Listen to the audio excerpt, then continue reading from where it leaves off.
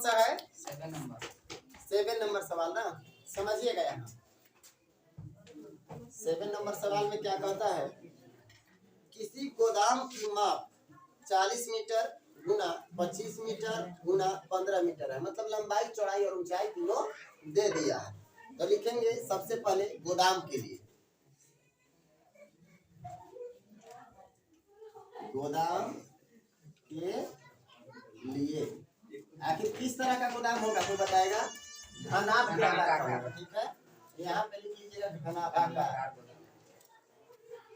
घनाभाग का। उसको ले जाओ बाबू, डाल फेंको ना उधर जाके आलू में, उधर जाके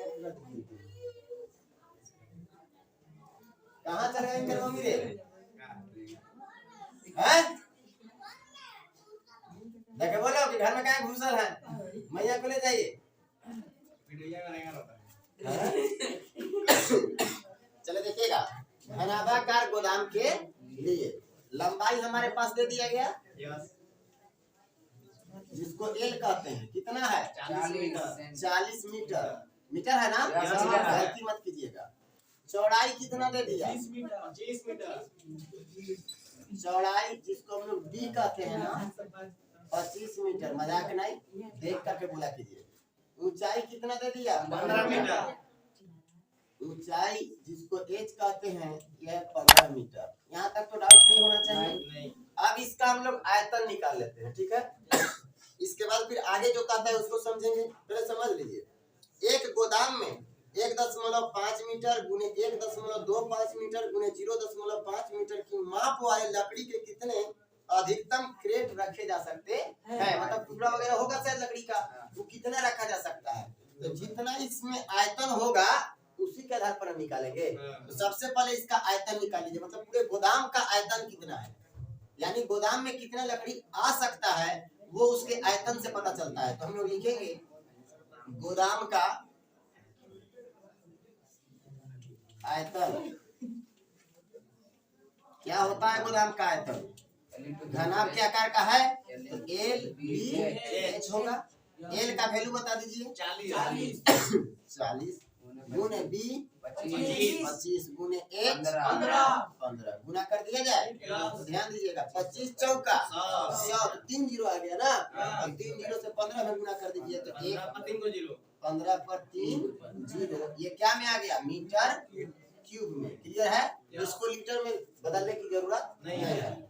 अब चलिए, यहाँ पे बोला है हमको आगे कि लकड़ी के कितने अधिकतम क्रेट रखे जा सकते हैं। तो लकड़ी के क्रेट के लिए, ठीक है, लिखेंगे लकड़ी के क्रेट के लिए क्या क्या दे दिया? लंबाई इसमें भी दिया है। लंबाई बराबर कितना दिया है? देखिए 1.5। लंबाई को एल कहते हैं, लिख लीजिएगा। एल बराबर 1.5 मीटर। चौड़ाई भी दिया हुआ है,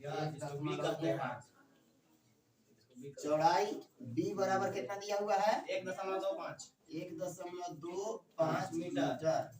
और ऊंचाई एच 0.5, ऊंचाई एच 0.5 मीटर, यही ना। अब वो छोटा सा जो लकड़ी है, वो छोटा छोटा लकड़ी का जो क्रेट है उसका आयतन क्या होगा वो निकाल लीजिए। तो यहाँ पे लिखेंगे लकड़ी के क्रेट का आयतन गड़बड़ा रहा है ना, आयतन आयतन बराबर क्या होता है? LBH।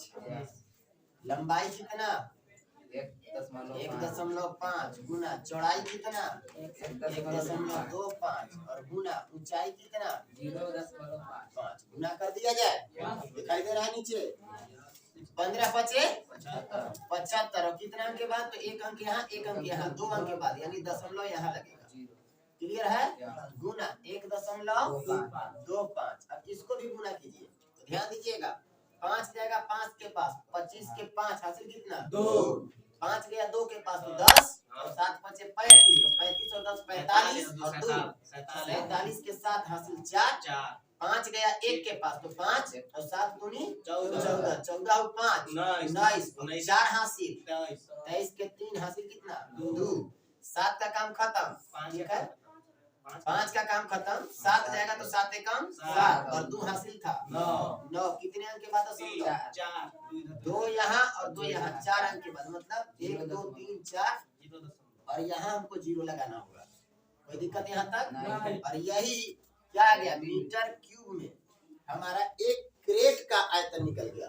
अब बताइए कि टोटल ये हमारा गोदाम मान लीजिए, इस गोदाम में टोटल गोदाम में रखे जाने वाले जगह का आयतन कितना है 15,000 मीटर क्यूब।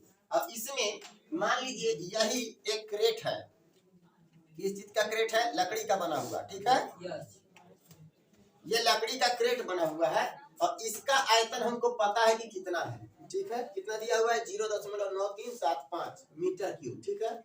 अब ऐसा कितना क्रेट इसमें सजाया जा सकता है, तो उसके लिए टोटल आयतन में से इस एक क्रेट के आयतन से भाग कर दिया जाएगा तो टोटल कितना क्रेट इसमें आएगा वो हमको पता चल जाता है।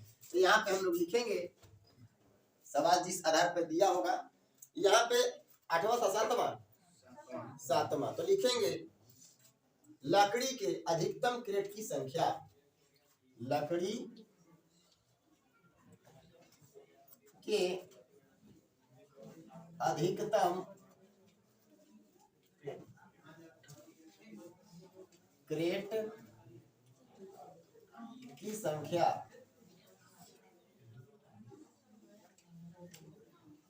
बराबर क्या था गोदाम था ना, गोदाम का आयतन बटा एक लकड़ी के क्रेट का आयतन, के क्रेट का आयतन, कोई दिक्कत। अब वैल्यू पुट कीजिए, गोदाम का आयतन कितना था 15,000, तो 15,000 मीटर क्यूब होगा। अब आइए यहाँ पर जो एक क्रेट का आयतन है वो कितना है 0.9375 0.9375 मीटर क्यूब, तो मीटर क्यूब से मीटर क्यूब कैंसिल। अब आगे बढ़िए, दशमलव हटाएंगे तो 0 पड़ेगा लेकिन अभी रहने दीजिए, अभी काट लीजिए, पहले काटेंगे 5 से तो कट रहा है ना, 5 से 5 एकम 5, 4 बच गया, 5 × 40 3 बच गया, 5 × 7 35 2 बच गया, 5 25, 5 से काटिए तो 5 × 15 कै गो 0 1 2 3 0, ठीक है। फिर 5 से कट रहा है, 5 से काटिएगा तो कितना 5 × 15 3 बच गया, 5 × 7 35 2 बच गया, 5 25, फिर 5 से कट रहा है 5 6 30, कितने 0 डबल 0 फिर चलिए 5 से कट रहा है, 5 7 35 2 बच गया और 5 25, फिर 5 से कट रहा है, 5 एकम 5 और 5 दूनी 10, एक 0 पड़ेगा, फिर 5 से कट रहा है 15 5 75, 5 से इसको भी काटिए, 5 दूनी 10 और 5 चौका, अब 3 से कट रहा है दोनों, देखिए 3 या ठीक 24 और 3 बचे, ये तो पूरा इलाका घूम गया। चलिए इतना क्लियर है, आगे बात करते हैं, कितना हो गया, ऊपर 8 रह गया और नीचे 5, अच्छा देख लीजिए 8/5 आता रहा है, हाँ दशमलव भी था नीचे ना, कितने अंक के बाद दशमलव था 1 2 3 4 अंक के बाद, तो 4 को ऊपर 0 बैठ जाएगा, दशमलव हटाने के बाद अब कटेगा फिर 5 से, मतलब 5 जान नहीं है छोड़ा, साफ कर दिया, 5 एक काम 5 3 बच गया, 3 के बगल में 0 उतरा तो 5 6 30 और 3 गो 0 ना, 3 गो 0 लगा लिए, यही आपका 16,000 क्या आ गया, हाँ क्रेट, बस क्रेट ही था ना, यही आपका आंसर हो गया।